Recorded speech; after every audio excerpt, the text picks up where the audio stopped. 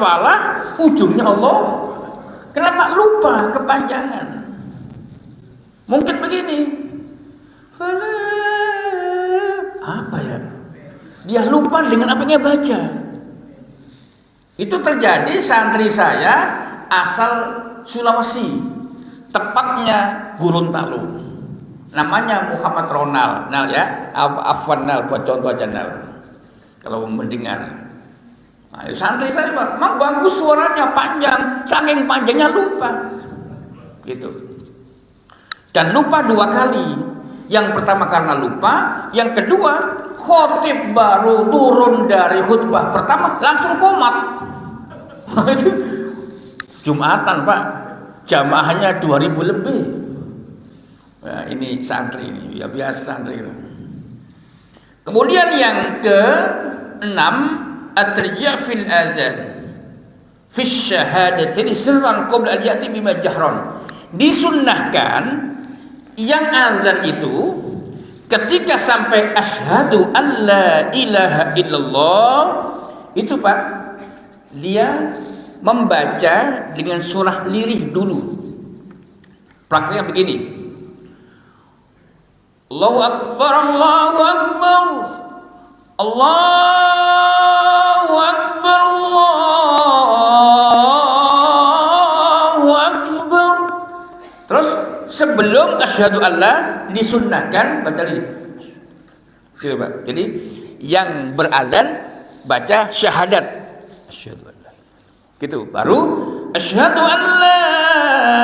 Itu disunnahkan dia membaca dengan surah yang sangat lirih, yaitu syahadat tadi itu asyhadu alla ilaha illallah. Itu disunnahkan. Nah, yang ini kan banyak yang nggak tahu, Pak. Bagi muadzin.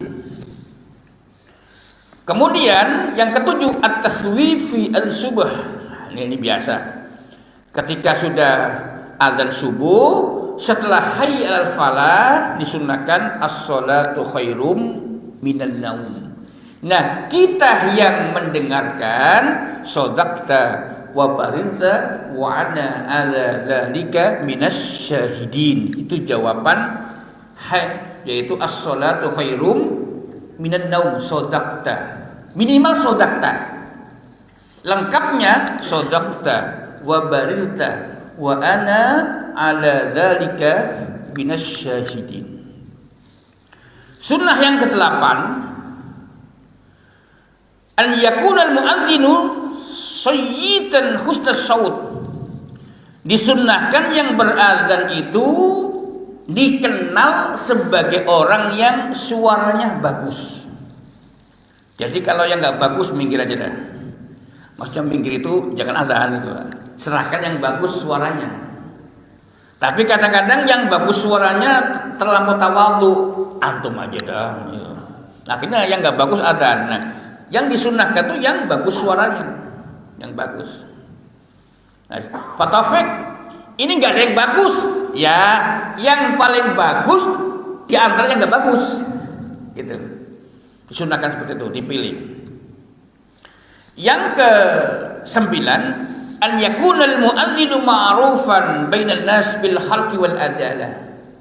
Yang ke-9 disunnahkan orang yang berazan itu orang yang akhlaknya bagus. Akhlaknya bagus. Disunnahkan. Meskipun boleh mantan preman azan boleh. Boleh. Jangan dihalangi, jangan. Tetapi kalau masih ada yang lebih bagus akhlaknya, dia maju. Tapi dalam rangka tarbiyah silahkan.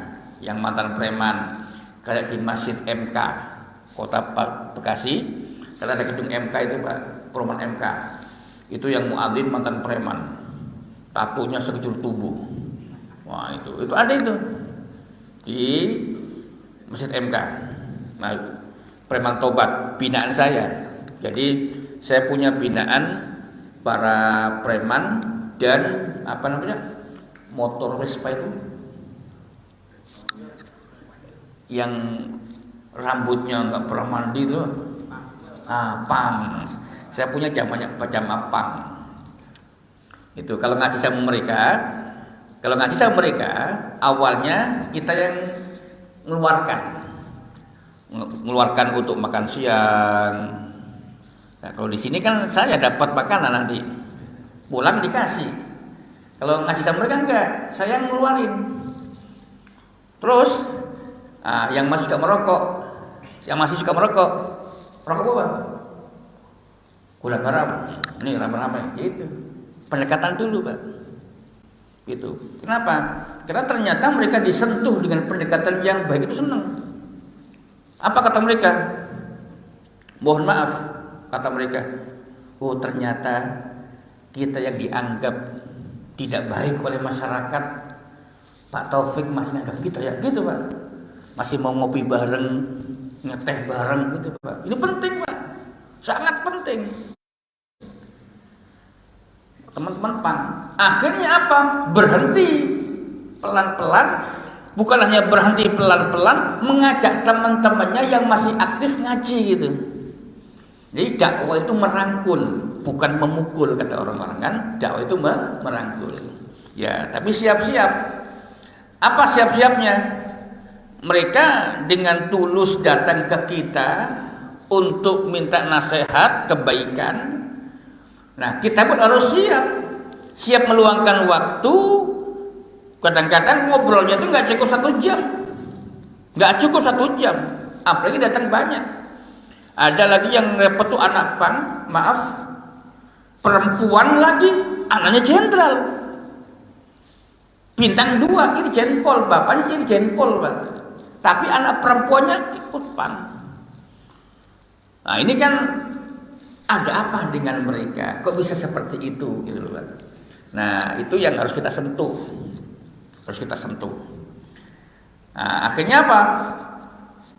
Saya ajari diajar wudhu, diajar sholat. Ustaz, saya pengen azan di masjid kompleks saya. Batin saya mau diterima, gitu ya. Belajar azan Pak, belajar qomat gitu. Betul. Pas saya jadwal khutbah Jumat di komplek MK, yang azan dia. Oh betul Pak. Maksud saya, dan untungnya DKM dan pengurus itu mau mendidik mereka, bukan melarang. Kamu azan, jangan, enggak. Ya, akhirnya sistem gantian gitu. Ya, belajar azan Pak. Meskipun anak PAN ternyata suaranya bagus, hanya fasihnya yang belum. Contoh, saya ajarin Ustaz ya, baca shot belum bisa. Apa katanya? Hayyalah sholat, begitu. Sholat gitu, ya bukan sholat. Ya memang karena belum bisa ngaji, ya shotnya shot berbusin gitu. Kan tidak ada masalah sementara gitu. Nah, seperti itu Pak. Makanya kalau di sini ada mantan preman, kemudian azan, ya kasih kesempatan lah. Jangan diputus gitu kan, umpama ada.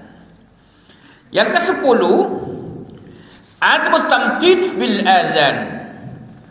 Nah, tadi sebisa mungkin azannya jangan panjang-panjang banget gitu loh.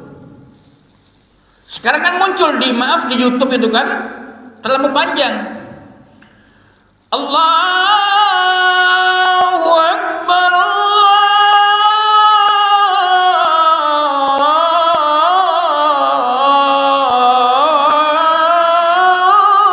Allahu Akbar. Kepanjangan. Meskipun boleh, tapi kepanjangan. Pahala sunnahnya hilang. Cukup saja Allahu Akbar, Allahu Akbar, cukup. Atau pakai lagu yang di Madinah, Allahu Akbar, Allahu Akbar, cukup segitu. Yang ke-11, wa yusannu mu'adzinan fil masjid li'adil fajr. Untuk masjid tertentu disunnahkan punya muadzin 2, tapi sini jangan diterapkan kalau nggak siap. Apa itu? Azan sebelum waktu subuh masuk dan azan setelah masuk waktu subuh. Tapi kalau pemahaman masyarakat belum satu, tolong jangan diamalkan. Jadi fitnah nanti. Jadi sesuatu yang sunnah itu menjadi tidak baik kalau diterapkan di tempat yang tidak pas, Pak. Sunnah dia, tapi nggak pas tempatnya. Kenapa? Harus ditarbiyah dulu. Atau kebiasaannya, nggak seperti itu Pak Taufik, ini nggak masalah. Nah, siapa yang azan pertama waktu Nabi masih hidup, yang sering kalau subuh itu sahabat Bilal. Di sahabat Bilal azannya yang sebelum waktu subuh masuk, setelah masuk subuh yang berazan Ummi Maktum. Apa kata Rasulullah dalam Sahih Bukhari 592, Sahih Muslim 1092, ya inna Bilalan yu'adzinu bilailin, bahwa sahabat Bilal azan di malam hari. Fakulu washrabu hatta tasma'u azabni Ummi Maktum. Makan minumlah, maksudnya sahurlah kalian sebelum Ummi Maktum azan. Jadi azan yang pertama itu sahabat Bilal. Nah, ketika Bilal azan itu sahabat-sahabat yang besok puasa itu sahur, Pak. Sebelum Ummi Maktum berazan, yakni masuk waktu subuh. 12 wa yusannul sami'il adzan al-insat.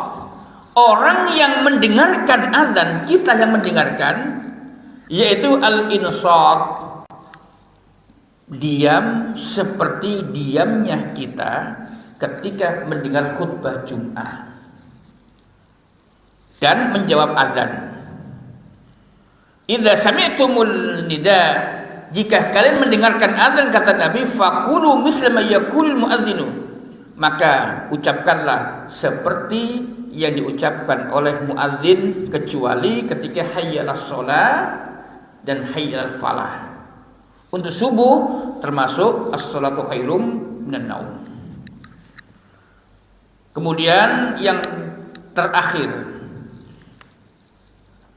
azan selesai disunnahkan membaca doa selepas azan, Allahumma rabb hadhihi da'wati tammah, yang tadi saya jelaskan. Nah, orang yang menjawab azan sampai selesai itu, kemudian dilanjutkan dengan baca doa selepas azan, maka ia berhak mendapatkan syafaat Rasulullah nanti pada hari kiamat. Maka mudah-mudahan kita termasuk orang yang mendapatkan syafaat Nabi, barokah dari menjawab adzan dengan baik. Silakan, ada pertanyaan, monggo. Ya. Waalaikumsalam warahmatullahi wabarakatuh. Kalau masalah peletakan tangannya apa ada? Gimana? Ada yang peletakan tangan satu. Ya. Ada yang dua tangan, ada yang nggak sama sekali. Iya. Jadi